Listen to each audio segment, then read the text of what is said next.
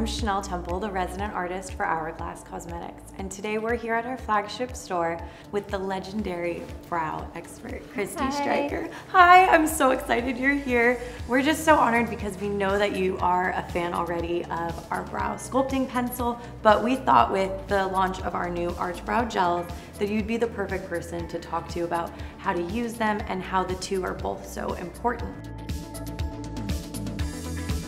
Anytime I'm using a pencil or a powder or wax to fill in the brow, I think it's most important to find a shade and a tone that matches the natural hair. So I'm using the Arch sculpting pencil in the warm brunette, which typically would seem that it would be a little bit too dark, but because her brow hair has a little bit more color to it, I want it to match perfectly. She has this sort of divot here that I'm going to be filling in and making more of a straighter arch rather than having the sort of high point be in the middle of the brow. I like to use a kind of backstroke effect too. I feel like it kind of picks up the hair and deposits it on the skin. So because we used a little bit more of an intense brow color, the warm brunette, I'm actually going to soften it by using warm blonde volumizing fiber gel. So we're doing this back combing here, getting a little bit of the product inside the brow.